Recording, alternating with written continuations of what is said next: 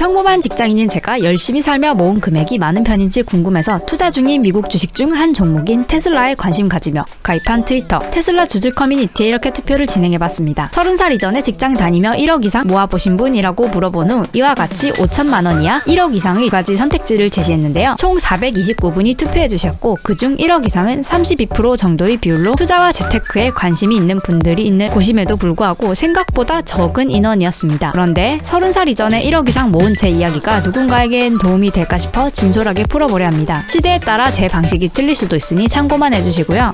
지금부터 1억을 모을 수 있었던 마인드 5가지 1부 시작합니다. 집그녀의 세상 모든 집 이야기. 1. 자나깨나 긍정적인 돈 생각. 2. 경험 배움 비용은 흥청망청. 3. 친구와 가족은 잠시 멀리. 4. 티끌 모아 한 주. 꽁돈은 꽁돈이 아니다. 5. 시간은 날 기다려주지 않는다. 이렇게 5가지입니다. 1순위로 필수적인 마인드셋은 자나깨나 돈 생각, 돈 모으기를 긍정적으로 보는 것입니다.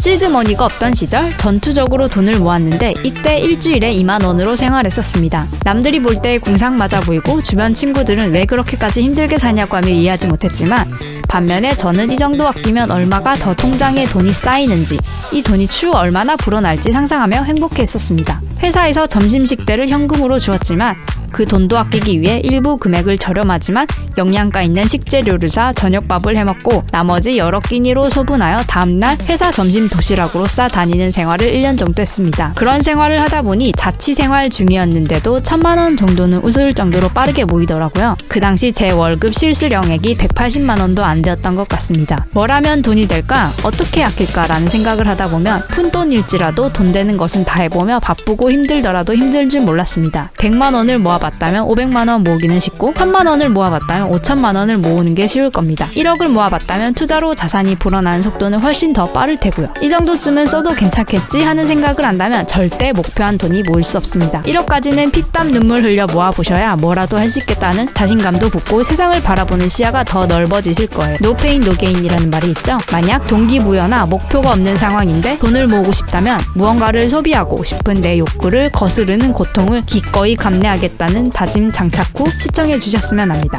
다음으로 2. 경험 비용은 흥청망청. 돈을 모으라고 하는데 흥청망청이라니 이건 또 무슨 말인 걸까요? 처음 돈을 모으겠다고 다짐했을 때 안 먹고 안 입고 그저 제 욕구를 억누르기만 한다면 뭔가 정신이 망가지지 않을까 하는 생각이 문득 들었던 적이 있었습니다. 고민 끝에 내렸던 결론과 저만의 방법은 다양한 소비를 통해 한 살이라도 어릴 때 일단 여러 경험을 다 해보자였습니다. 미련 후회가 없도록 말이죠. 회사 집만 반복하고 그저 아끼고 살기만 했다면 우물안 개구리가 되기 좋다는 생각을 했고 당장 내 형편이 어려울수록 세상 밖을 나가봐야 한다는 생각이 강하게 들었습니다. 무엇보다 이 과정 속에서 배운 것들이 결국 다양한 사람들과 폭넓은 대화를 할 수 있고 돈 버는 것에 대한 인사이트의 큰 장점이 됩니다. 단 소비 기준을 잡는 판단은 최대 1년, 그리고 20대 초중반 내의 기준으로 가능한 한 짧고 확실하게 잡았습니다.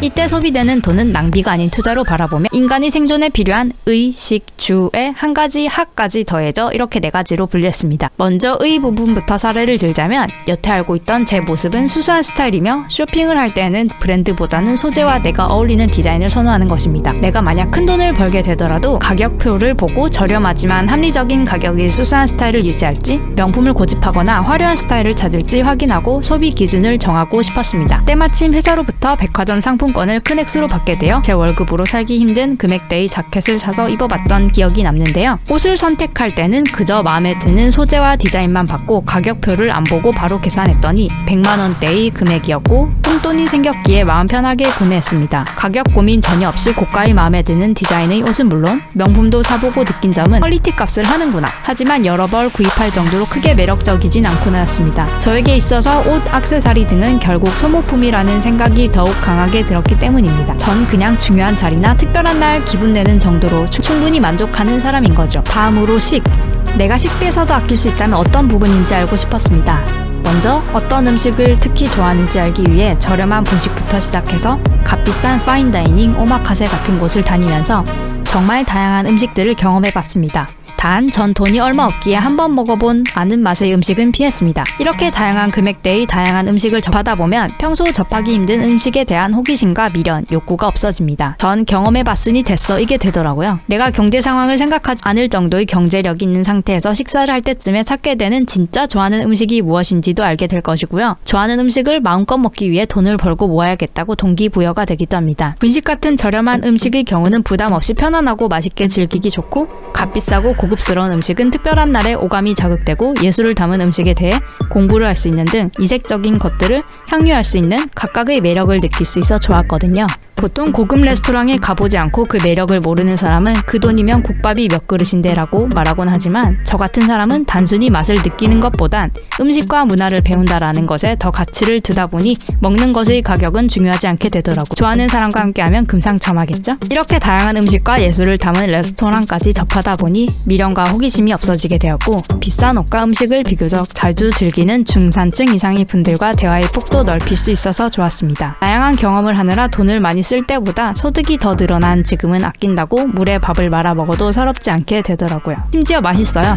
찬물에 밥 말아 먹으면 진짜 맛있습니다. 결론은 먹고 싶은 음식을 다양하게 접해본 뒤 내 경제 상황에 따라 선택하는 음식 가격 기준을 정해보고, 좋아하는 음식이 비싼 음식이라면 그 음식을 마음껏 먹기 위해 얼마나 더 많은 소득을 벌어들일지, 또 어떤 음식 소비 습관을 가져야 할지 판단 기준이 생겼습니다. 마지막으로 회사 다니며 그저 월급을 저축하느라 배우는 것에 전혀 투자를 하지 않는다면 저 스스로가 더 큰 발전을 하지 못할 것이라는 생각이 강하게 들었던 때가 있었습니다. 배우고 싶은 부분이 있다면 월급에 비해 부담이 되는 가격대의 강의라도 필요하다 싶은 경우에는 과감히 결제해서 공부했고, 그 배운 것을 토대로 또 돈이 되게 어떻게든 방법을 찾아서 엑시트했습니다. 전 제조업, 화장품업, 쇼핑몰 업계를 거쳐서 지금은 IT 업계에서 일하고 있습니다. 제조업은 산업 디자인 전공이었어서 전공을 가장 잘 살려 당장 먹고 살기 위해 제품 디자인을 하려고 했고, 추후 커리어를 위해 그래픽 쪽 디자인 스킬을 쌓으려고 화장품 업계에서 용기와 패키지 디자인을 했었습니다. 하지만 생계 유지를 위해서는 그닥 돈이 되진 않더라고요. 그래서 추후 쇼핑몰을 열어보고 싶어서 웹 디자인 쪽으로 전향하여 쇼핑몰 업계에도 경험해보고 조금씩 준비 중인 상태입니다. 웹 디자인을 하며 익힌 실무 능력을 좀 더 빌드업하고, 지금은 인공지능 시대가 다가오고 있다 보니 투자에 관심이 많은 요즘은 이와 관련된 블록체인 관련 IT 산업 중에서도 핀테크 쪽 디자인 실무자로 몸담고 있습니다. 누군가가 보기에는 한 분야의 커리어가 쌓이진 않아서 안 좋은 루트일 수도 있는데요. 새로운 것, 배우는 것을 좋아하고 회사에만 얽매여 있는 게 안 맞는 저는 결국 제 사업을 해야 하는 사람이다 보니 이게 맞더라고요. 현재 몸담고 있는 IT 업계의 경우에는 지식과 경력은 전혀 없었지만 현 회사에서 면접을 볼 때도 실무 관련 공부를 하고 있다고 말하며 입사 전까지 실무를 익혀 바로 투입될 수 있다는 자신감을 내비추었더니 긍정적으로 봐주셨고, 실제로도 2주 동안 처음 접하는 온라인 실무 강의를 다 수강 후 무리 없이 일하고 있습니다. 이렇게 다양한 업계의 경험과 배움 덕분에 디자인 관련 외주를 받아 일하거나 물건을 팔 수 있는 사업자도 내고 앞으로 투자금을 벌기 위한 기반을 다져놓는 중이기도 합니다. 내가 무엇을 원하는지, 미래에 어떤 삶을 꿈꾸는지에 대해 구체적인 생각을 하고 목표에 다가가기 위한 배움의 투자는 아끼지 않겠다는 결단을 내렸습니다. 만약 시청자분들이 경험 비용을 많이 들였고 그 돈이 아까웠다면 배운 것을 토대로 돈이 되는 사업이나 다른 방식으로 엑시트 하시면 됩니다. 한 살이라도 어릴 때 말이죠. 나이 먹을수록 열정과 자신감은 줄어드니까. 1부의 마지막 3. 친구와 가족은 잠시 멀리. 경험 비용에 많은 돈과 시간을 투자했다면 이후 어떻게 돈을 벌고 모으고 투자할지 목표 설정을 한 다음 전략적으로 실천해야 하는데요. 이때부터 나 자신과의 싸움이 시작됩니다. 저와 맞지 않던 억지로 관계를 유지해왔던 주변 사람들과는 자연스럽게 멀어지고 내 상황이나 같은 목표가 있는 친구들과 더 돈독해지게 됩니다.